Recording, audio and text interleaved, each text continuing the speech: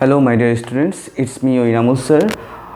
Loss of motion में आज हम पढ़ेंगे angle of friction. Okay, so angle of शुरू फ्रिक्शन तो हम पढ़ेंगे, वो तो ठीक है, but I want to discuss one thing that last Monday को मैंने एग्जांपल सब करने के लिए आप लोगों को बोला था कि आप लोग examples you try to solve the all the examples, और खुद करने के लिए बोला था। एनसीईआरटी से कॉपी मत करो, ओके, खुद का अगर समझ में आता है तो करो। बट मैंने ऑब्जर्व किया कि ज़्यादातर स्टूडेंट ने, most of the student, not all student, okay, बहुत सारे स्टूडेंट ने मेरे साथ कांटेक्ट किया कि सर ये एग्जांपल में समझ में नहीं आया, ये टॉपिक तो अभी तक पढ़ाया नहीं आपने। तो दैट्स ओके, वो ठीक है, but most of the others student क्या किया कि वो लोगों ने एग्जांपल समहाउ कर लिया। मैंने ऑब्जर्व किया ऐसा। ये कैसे हुआ? मैंने ये इसलिए दिया कि आप लोग how much you are doing justice with your study. आप लोग अपनी पढ़ाई से कितना जस्टिफाइड वे से जा रहे हो। मतलब मैं जो टॉपिक पढ़ाया नहीं हूँ, चैप्टर ही कंप्लीट नहीं किया, बट मैंने दिया ऑल द एग्जांपल आप लोग करो, बट आप लोगों ने कर भी लिया कुछ लोग। Okay, I am talking about some students, okay, some means more than 100 student, okay, around more than 200 students are there. 30 या 40 स्टूडेंट मेरे साथ कांटेक्ट किया, बाकी सब लोगों ने कांटेक्ट भी नहीं किया और समहाउ कर लिया असाइनमेंट। How it's possible? मैंने जो टॉपिक पढ़ाया नहीं वो आप लोग कैसे किए हो? ओके, तो ये मैंने देख लिया कि आप लोगों का जो टेंडेंसी किया यहाँ पर, दैट मैंने पहचान लिया। ओके, थोड़ा थोड़ा कि आप लोग just you are thinking about, चलो ये असाइनमेंट सबमिट करना है और रिलैक्स होना है। ओके, ऐसे देखो, ये जो चैप्टर चल रहा है ना, अराउंड 1 महीने से चल रहा है। मैं अगर चाहूँ तो 2 दिन में इसको ख़त्म कर सकता हूँ। If any teacher can complete this chapter with in 2 days, but ऐसा नहीं होता है। ओके, हम नहीं करते, मैं नहीं कर रहा हूँ क्योंकि मैं धीरे धीरे जा रहा हूँ, so that you should be benefited. ऐसा नहीं है कि मैंने 10 चैप्टर ख़त्म कर लिया, 15 चैप्टर पूरा ख़त्म कर लिया, उसके बाद मतलब टीचर जा रहा है, मैं जा रहा हूँ। ओके, मैंने ख़त्म कर लिया as a teacher, but after 10 number chapter you are feeling that अरे यार इतना चैप्टर हो गया, बट मुझे तो अभी तक फिजिक्स का कुछ समझ में नहीं आया। दैट टाइम क्या होगा? क्या फील करोगे? साइंस में नहीं पढ़ोगे, ओके, इतना प्रेशर हो जाएगा, इतना प्रेशराइज फील करोगे। तो वही, तो इसलिए ऑनेस्टली रहो, अपने पढ़ाई के साथ ऑनेस्टली रखो यार। बाकी कुछ में कुछ अलग कुछ बात बोलना है, क्या करना है मुझे नहीं पता, I don't not say anything, but now as a student ये मत करो। मैंने जब दिया था हर example, you should be right, वहाँ पर लिखना चाहिए था मुझे मैसेज, सर मुझे ये एग्जांपल अभी तक आपने नहीं पढ़ाया, तो मैं हाउ आई विल डू। आपने सर ये मुझे नहीं समझ में आया, मैं कैसे करूँ? ओके, तो इसमें निकल आता कि आप लोग सच में कौन सा हालत में थे। बट अभी तो मुझे समझ में आया, धीरे धीरे आ रहा है कि what is your mentality. Okay, that's that. So right angle of friction, angle of friction लिखो। अच्छा, angle of friction. Now angle of friction क्या है?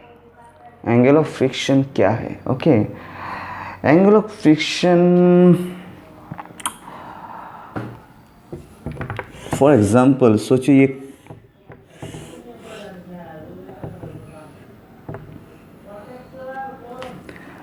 ये कोई कुछ ट्रॉली जैसा है, इसको कोई खींच रहा है।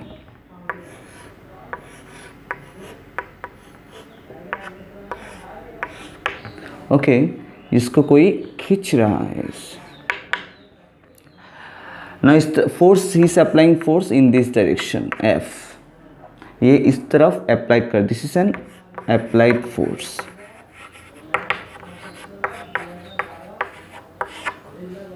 नाउ ऑब्वियसली ये इस टायर के, इसका जो टायर है वो और जो भी है इसमें, इस यहाँ पर इस कॉन्टेक्ट सरफेस में फोर्स लगेगा, दैट इज ऑपोजिट डायरेक्शन में फ्रिक्शन। इस तरफ अप्लाइड फोर्स है और इसका ऑपोजिट में क्या लगेगा? फ्रिक्शनल फोर्स लगेगा। दैट यू नो, ओके, कि हमेशा अप्लाइड फोर्स की ऑपोजिट तरफ एक फोर्स लगता है, दैट इज कॉल्ड फ्रिक्शन। অসমীয়াত যাক ঘৰ্ষণ বুলি কোৱা হয়, বুজিছা? नाउ ये आदमी ऐसे सीधा खींच रहा है। नाउ ये और ये फोर्स के बीच में एंगल कितना है 180 डिग्री। देखो ये इस तरफ है, ये फ्रिक्शनल फोर्स इस तरफ है, और तो ऑपोजिट अगर होता है दो vector that time their angle is, ये एक तरफ एक वेक्टर है, सोचो इस तरफ एक वेक्टर होता है, ये जो एंगल होता है ये होता है 180 degree. This is called anti parallel vectors. Okay, so ये force is a vector quantity, friction also a vector quantity, so they are opposite in direction, they are angle between 180 degree.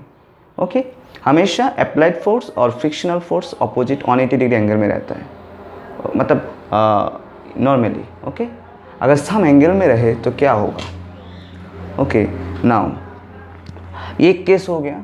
Now सोचो कुछ ऐसा है कि ये जो body है इसको मैं अगर इसको सीधा इस तरफ खींच रहा हूँ तो इसको अपोजिट में एक फोर्स फील कर रहा हूँ, दैट इज़ फ्रिक्शन।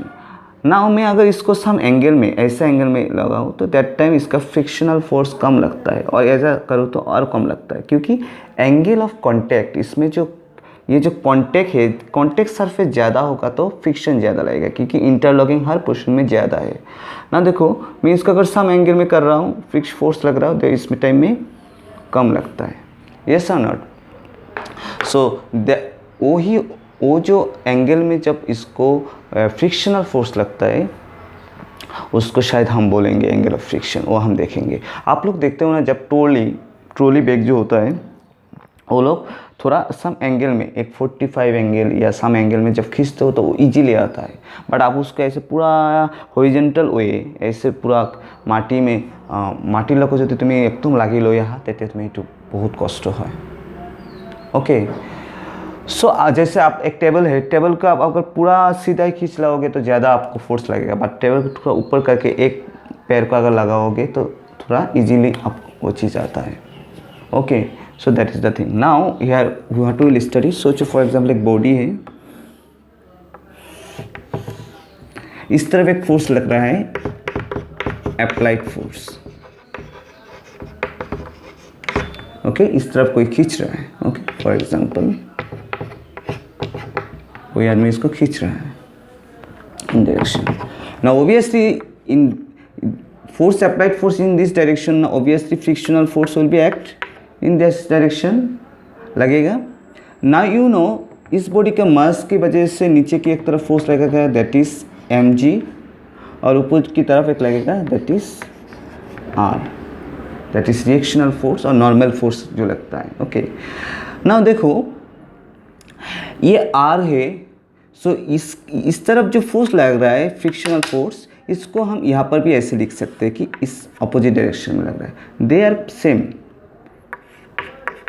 बोलोगे सर ये तो सरफेस में है, योर क्वेश्चन विल बी, तुम लोग बोलोगे कि सर ये तो सरफेस में यहाँ पर लगेगा, बट आप यहाँ पर क्यों ड्रॉ किया मिडिल में, यस और नॉट। देखो ये भी फोर्स से ये भी सेम है, बट इसको हम थोड़ा लिखते हैं, यहाँ पर भी आप लिख सकते हो, नो प्रॉब्लम, बट यहाँ पर हम इसको ऐसे लिखते हैं कि ये फोर्स यहाँ पर हम रिप्रेजेंट करते हैं इसको मिडिल में। ओके, बट इस बॉडी में फ्रिक्शन का जो फोर्स, फ्रिक्शनल फोर्स का जो लग रहा है इस बॉडी में हर पोजीशन में लग रहा है।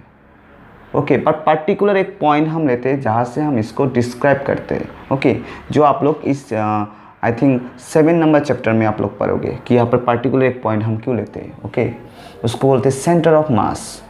सो ये फ्रिक्शनल फोर्स ये सेम ही है, बट मैंने यहाँ पर ले लिया for our convenience. Okay, now देखो इस तरफ एक फोर्स है, ये भी एक फोर्स है, नॉर्मल फोर्स, ये इस तरफ एक फोर्स लग रहा है। नाउ पैरेललोग्राम लॉ क्या बोलता है, पैरेललोग्राम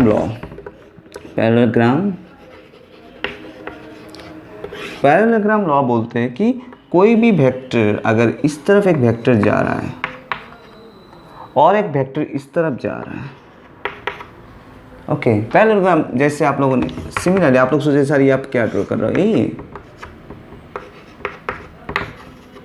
इसमें एंगल 90 डिग्री है, इसमें कुछ सम अलग एंगल है थीटा शायद। ओके, नाउ तो ये बोल रहा है कि ए वेक्टर अगर बी वेक्टर ऐसे जाएगा तो इसके मिडिल से इसका डायगोनल जो होगा that will give the resulting vector. Okay, इसका मिडिल से अगर जो वेक्टर जाएगा मिडिल से ऐसे, that will be the resultant vector. इसको बोलते हैं parallelogram law, that will be the resultant vector. ये एंगल 90 डिग्री है, यहाँ पर कुछ एंगल है। Okay, similarly you have got this is angle theta, ये एंगल, और ये एक एंगल होता है दैट इज बीटा। ये रिजल्टेंट वेक्टर के साथ कोई भी वेक्टर का अगर जो एंगल होता है that is called beta. Now ये भी एक वेक्टर है, ये भी एक वेक्टर है, तो इन दोनों के बीच में एक रिजल्टेंट फोर्स लगता है, इन दोनों के बीच में एक रिजल्टेंट आएगा जो मिडिल से जाएगा। Okay, so that is the we can write, सोचिए frictional F R, resultant frictional force. Okay, now that will be the angle, सोचो थीटा, यहाँ पर हम बीटा लेते हैं, इसको यहाँ पर थीटा ले रहे हैं, जो कोई भी एक, इसका ये भी थीटा होगा, ये भी थीटा होगा। ओके, मतलब ये पूरा थीटा नहीं है, ये जैसे हमने यहाँ पर बीटा लिया था, यहाँ पर थीटा है।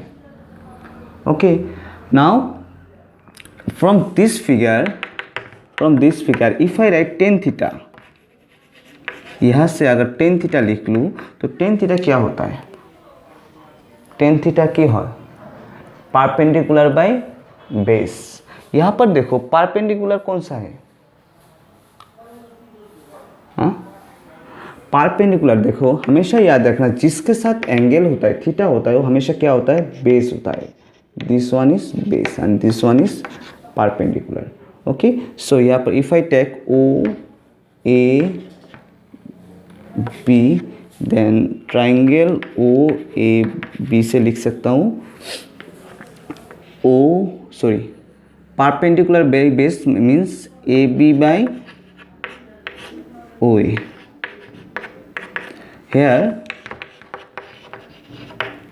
हेयर ए बी कितना है?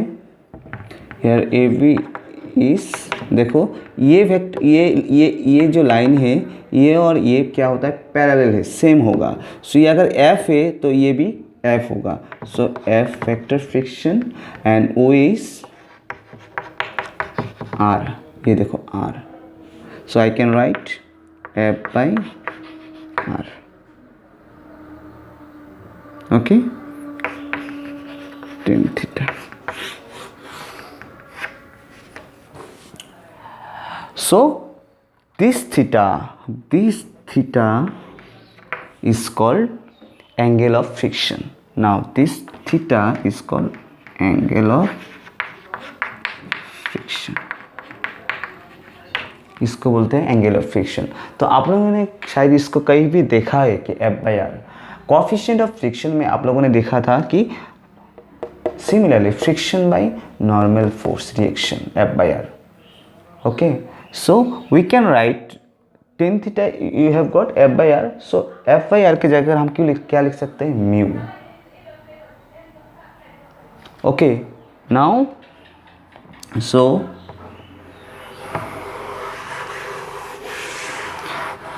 यहाँ से आप लोग लिखो, ये हो गया, आप लोग ड्रॉ करो इसको, ये लिखो। Now finally you have got tan theta equal to f by r, where theta is called angle of friction, where theta is called angle of friction। Theta को हम यहाँ पर क्या बोलते हैं? Angle of friction. Angle of friction देखो, angle theta ज़्यादा होगा तो एफ भी ज़्यादा होगा। ओके, और एफ और थीटा ज़्यादा होगा तो आर क्या होगा? कम होगा। ओके, तो आप लोग देखना कि कोई भी चीज़ हो तो ऐसे अगर इसका आर क्या होता है? R equal to we know M G होता है। ओके, सो अगर एंगल ऑफ कांटेक्ट, ये कांटेक्ट सरफेस है, ये एंगल ऑफ कांटेक्ट अगर कम होगा तो इसका जो आर का वैल्यू जो है वो ज़्यादा होगा। और ज़्यादा अगर थीटा कम होगा तो आर का वैल्यू कम होगा, आर का वैल्यू कम होगा तो इसका means you will feel less weight, weight कम फील करोगे। Okay, that is the thing. Now from here you can you define, यहाँ से हम डिफाइन कर सकते हैं। इस देखो मेमोराइज नहीं करना है, इसको डिफाइन यहाँ से करो। देखो it is the ratio of similarly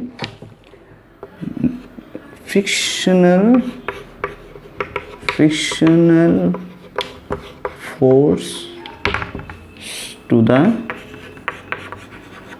normal reaction. It is the means angle of friction. Okay, now we know coefficient of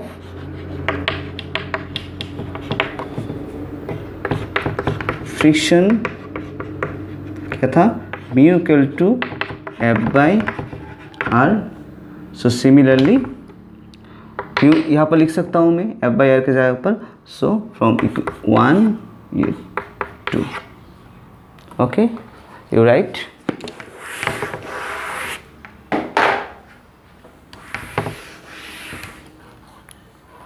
from 1 and 2 we can write tan theta equal to mu। ये बहुत important formula है। Okay, इसको चाहिए, ये लिख के रखो।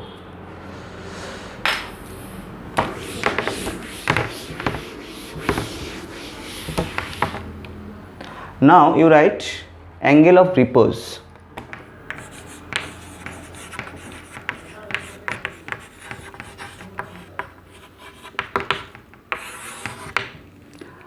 Angle of repose क्या होता है? एंगल ऑफ रिपोज होता है कि सर्फ, सोचो एक बॉडी है,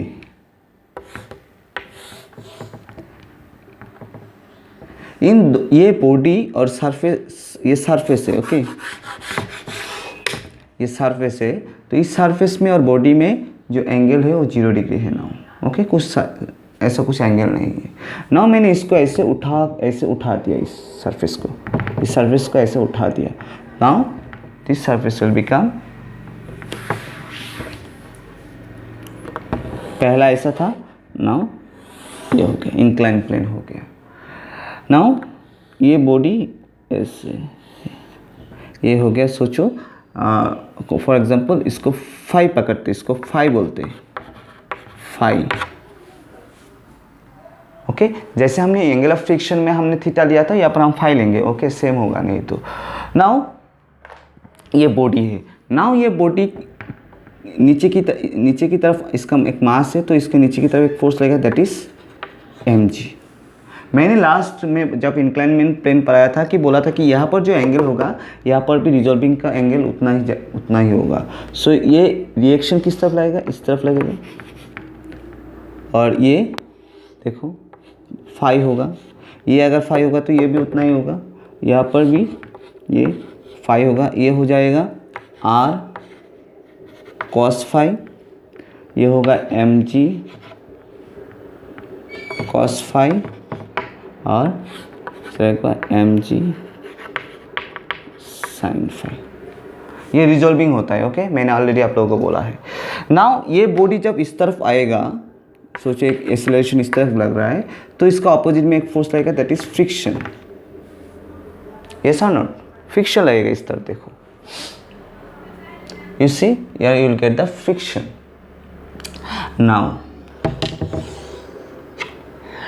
नाउ इफ आई टेक, यहाँ पर देखो ये फाई है, यहाँ पर देखो mg sin फाई इसको नीचे की तरफ खींच रहा है, और उसका ऑपोजिट में एक फोर्स लग रहा है, दैट इज फ्रिक्शनल फोर्स। देखो फ्रिक्शनल फोर्स लग रहा है। Now if I take from tan phi from here, tan phi, ये इस डायग्राम को देखो, ये ओ ए बी। सोचो इसका अगर, इस डायग्राम का अगर इसको मैं बाहर लाऊं तो देखो ये फाई है, ये mg साइन फाई है, ये एम जी कॉस फाई है। ना इसका अगर टेन फाई ले लो, देखो टेन फाई क्या होता है, ये देखो इसका ये बेस है, ये परपेंडिकुलर है। ओके, सो ये ओ ए बी। ना if I take sorry tan phi, I will get tan phi में क्या मिलेगा, देखो टेन फाई में हमें मिलेगा एम जी, देखो perpendicular by base O B by O A. Now O B is M G sine phi by M G cos phi. देखो M G sine phi और M G cos phi. Here from this diagram, या इस diagram से मैं लिख सकता हूँ from here we can write, देखो R equal to M G cos phi, R equal to इस तरह फोर्स लग रहा है, that is M G cos phi, M G cos phi. देखो आर इक्वल टू ये फोर्स है, और now M G sine phi equal to, देखो अपोजिट में कौन सा फोर्स है, frictional force. I can write F equal to M G sine phi. Okay, now from here M G sine phi की जगह पर क्या लिख सकता हूँ, एफ, और एम जी कॉस फाई की जगह पर R, that is tan phi equal to F by R. ना अभी बोलो कि सर वही फॉर्मूला आ गया, tan theta equal to B F by R ही मिला था। यस दैट्स ओके, बट यहाँ पर देखो द बॉडी का एंगल ऑफ रिपोज क्या होता है, that is called phi is called angle of repose. Angle of repose वो एंगल होता है जो बॉडी का कॉन्टेक्ट सरफेस कितना एंगल में होता है, सरफेस एंगल की बात करते हैं। ओके, पहला क्या था कि frictional force and normal force के बीच में जो एंगल होता है that is called angle of friction. Now here the, यहाँ पर देखो ये होता है ओरिजिनल सरफेस, ये था प्लेन सरफेस, उसके बाद आपने थोड़ा इसको उठा दिया तो वो एंगल बन गया एंगल ऑफ रिपोज, और उसके ऊपर भी फ्रिक्शन डिपेंड करता है, that is F by R. This are the different concept, but they are, उन लोगों का जो पैरामीटर है, उन लोगों का जो एक्सप्रेशन आता है वो सेम आता है। Okay, so you can write ये टेन फाई इक्वल टू क्या है, F by R. Now angle of repose का डेफिनेशन क्या है वो मैं लिख दूंगा, वो आप लोगों को मैं दे दूंगा, आप लोग लिख लेना वहाँ से।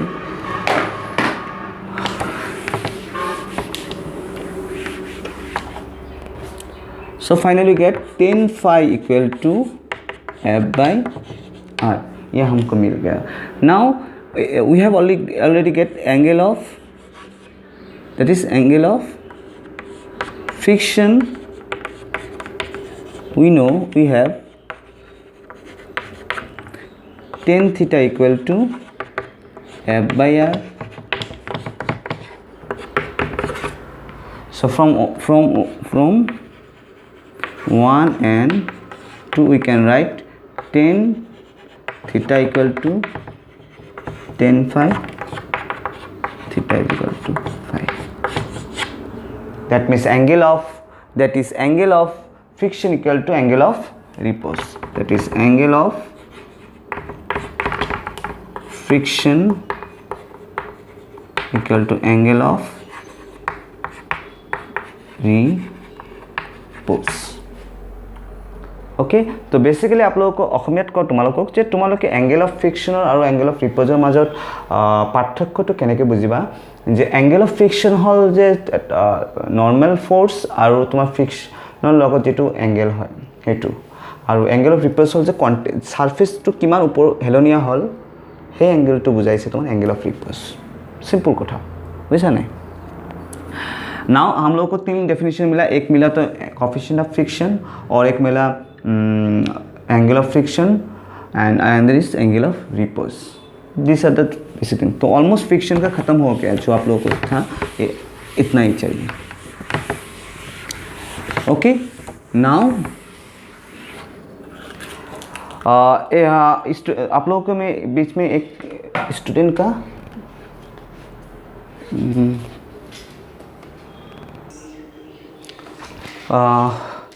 किसी ने पूछा था आप लोगों के बीच में बहुत स्टूडेंट ने कि सर वो example I think 5.5 I think example 5.5 वो वाला समझ में नहीं आया, तो आप थोड़ा डिस्कस करिएगा, तो मैंने थोड़ा डिस्कस कराऊंगा तो आप लोग उसको याद करिएगा। ओके ना, वहाँ पर बोला क्या था कि एक ऐसा वॉल है, ये इसका मतलब होता है, आप लोगों ने देखा है कि क्लास 10 में कि सर ये पीछे की तरफ वगैरह ऐसे लगा देते हैं तो इसका लगता है शीशा है ये। ओके, सिल्वर का कोटिंग होता है, आप लोग जब रिफ्लेक्शन ऑफ लाइट पढ़ते थे ना। बट यहाँ पर इस मैकेनिक्स में समझना कि इसका मतलब कोई एक रिजिड वॉल है। Okay, this is an rigid wall. अभी ऐसा रिजिड वॉल क्या होता है वो आप लोग क्लास 7 चैप्टर में पढ़ेंगे, फिर भी मैं थोड़ा बोल देता हूँ। रिजिड वॉल क्या होता है, जो कॉन्क्रीट होता है बहुत, ओके, बहुत माने मजबूत है तुम्हारा। ओके, नाउ किसी ने वहाँ पर क्वेश्चन में बोला है कि एक बॉल है, सोचिए एक बॉल था, सो एक बॉल को पहले मैं सीधा दूँ। ओके, बॉल को मैंने ऐसे सीधा ऐसे थ्रो किया तो कोई एंगल नहीं है। ओके, सीधा थ्रो किया और उस एंगल में वापस आया, ऐसा ये सब बॉल ऐसा गया, यहाँ पर जाके कोलाइड हुआ, हंगरखो से धक्का खाने के बाद वापस उसी रास्ते में वापस आया, मतलब जो एंगल में सो तो 0 डिग्री एंगल में गया 180 डिग्री में वापस आया, ऐसा कुछ है, मतलब कुछ जो रास्ते से गया उस रास्ते में आया है। तो इसका जो मास सोचे m है।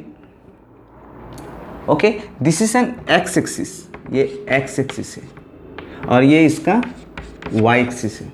ओके, मैं सोचो इस तरफ ऐसा हूँ तो मैं इसको फेंक रहा हूँ, तो ये मेरा जो हाथ जा रहा है इसको ऐसे जा रहा है, that is my x axis, और ये वाला मेरा y एक्सिस है।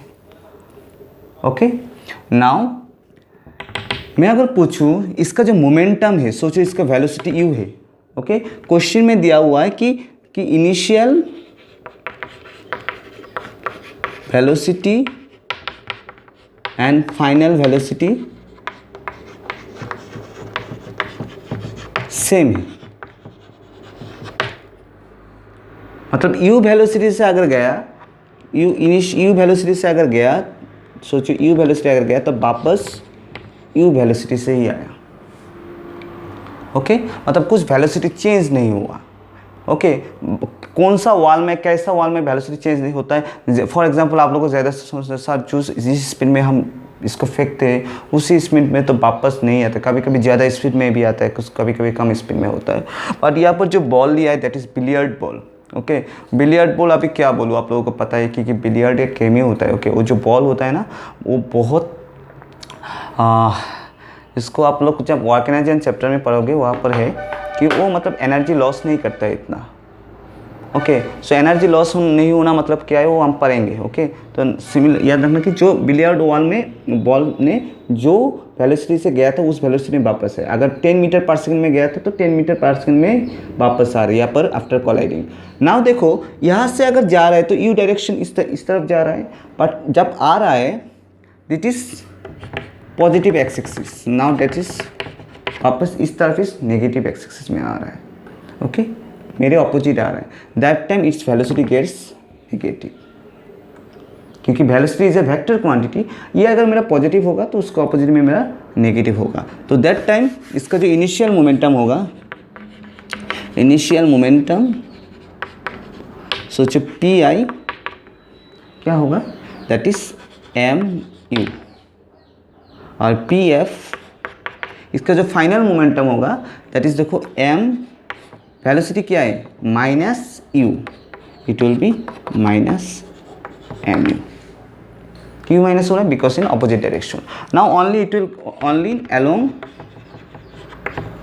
एक्स एक्सिस, ये देखो कुछ ऊपर की तरफ जा रहा है, नहीं जा रहा, ओनली एक्स एक्सिस को इसको यूज कर रहा है, ओनली वन एक्सिस यूज कर रहा है। यहाँ पर देखो इस तरह से सीधा रास्ता से स्ट्रेट लाइन मोशन जैसा है, इस तरफ से जा रहा है इस तरफ से वापस आ रहा है ना। यहाँ पर मैंने आप लोगों को पढ़ाया था, ये हो गया, मैंने आप लोगों को पढ़ाया था कि बोला कि इम्पल्स कितना है। ओके, वी नो, आप लोग देखो impulse equal to change in momentum होता है।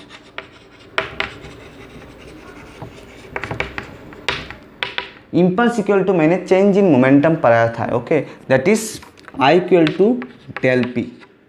डेल पी मतलब क्या होता है, चेंज इन मोमेंटम, और चेंज मतलब हमेशा क्या होता है, final momentum minus initial momentum. Okay, so final momentum minus initial momentum. तो मैंने ऑलरेडी पढ़ा अभी कि इनिशियल कितना था एम यू और फाइनल कितना था माइनस ऑफ एम। तो इसको यहाँ पर पुट कर दो तो फाइनल कितना है माइनस एम यू और इनिशियल कितना था M U. So minus and minus क्या होता है, -2, मतलब इसका डबल हो जाता है, ओरिजिनल जो होता है उसका डबल, दैट इज सिंपल्स, इसका जो आंसर है। Okay, now that is the first part. Next क्या बोला है, नेक्स्ट क्या बोला है देखो, नेक्स्ट बोला है कि बॉल कुछ एंगल में आया,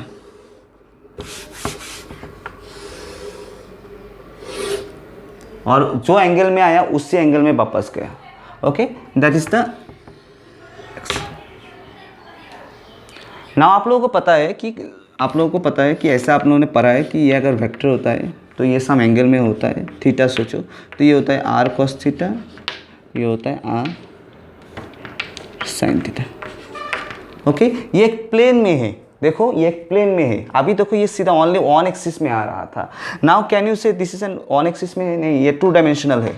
ये वो कोऑर्डिनेट भी यूज़ कर रहा है, ये कोऑर्डिनेट भी यूज़ कर, देखो हर पोर्शन में ये जो वैल्यू आ रहा है, देखो वैल्यू ये ऐसा आ रहा है ना वेलोसिटी से, सोचिए यू वेलोसिटी से आ रहा था और यहाँ पर माइनस यू वेलोसिटी से चला जा रहा था। देखो हर पोर्शन में इसका वेलोसिटी जो चेंज हो रहा है, एक वाई एक्सिस का भी वैल्यू चेंज हो रहा है और एक्स एक्सिस का भी वैल्यू चेंज हो रहा है, यस और not. So that is, now this is minus Y axis, देखो ये प्लस होगा तो ये माइनस वाई एक्सिस होगा, ये ओरिजिन है, यस और नॉट। नाउ तो ये एंगल बोल रहा है कि ये एंगल 30 डिग्री है। तो सिमिलरली जिसके साथ एंगल होता है दैट इज कॉस थीटा होता है। सोचिए ये कितना आया था, कौन सा आया था, ये देखो u, तो ये u होगा u cos 30 और इसके वजह से क्या होगा u cos 30। ये हो रहा है for this, now for this ये होगा, बट यहाँ पर देखो ये होगा माइनस, क्योंकि ये वापस जा रहा है इसके वजह से, तो यहाँ पर it will be minus you. Now ये तो एक्स एक्सिस का cos थीटा हो गया। नाउ वाई एक्सिस का भी क्या होगा, यहाँ पर देखो वाई एक्सिस में क्या होता है, साइन थीटा होता है, तो it will be u sine 30 और यहाँ पर देखो माइनस है, माइनस एक्सिस में है तो it will be minus u sine 30 और एक माइनस होगा। देखो एक तो माइनस है कि ये नेगेटिव एक्सिस में है, एक माइनस है कि ये नेगेटिव एक्सिस में है, और एक माइनस देखो ये फॉर फाइनल वेलोसिटी भी सेम ही है, जो वेलोसिटी से आ रहा था उस वेलोसिटी, बट देखो अपोजिट डायरेक्शन में है। तो एक तो माइनस यहाँ पर जो component that is for after या आफ्टर कोलिजन, मतलब यहाँ पर टक्कर खाने के बाद जो वेलोसिटी वो माइनस में है, तो it will be minus of sine theta. ये माइनस है फॉर वापस जाने के लिए और एक माइनस है for negative Y axis. Okay, now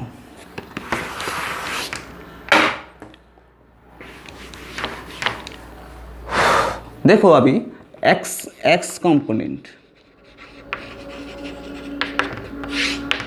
यहाँ पर देखो इसका इस बॉल का जो सोचो मास है m, सो इसका इनिशियल मोमेंटम जो होगा अलोंग एक्स एक्सिस ये होगा m u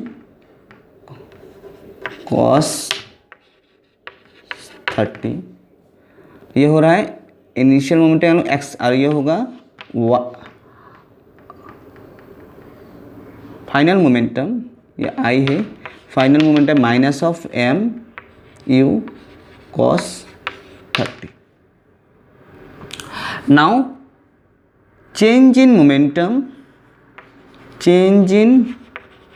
momentum along x axis, ये होगा del p equal to P F minus P I, that is minus M U cos 30, ये minus M U cos. so it will be -2 mu cos। Okay, so that will be the answer. Mass का कुछ value अगर u का कुछ है तो ये आप लोग पुट कर देना। cos 30 क्या होता है √3/2। Now that is x component होता है। Now y component, y component.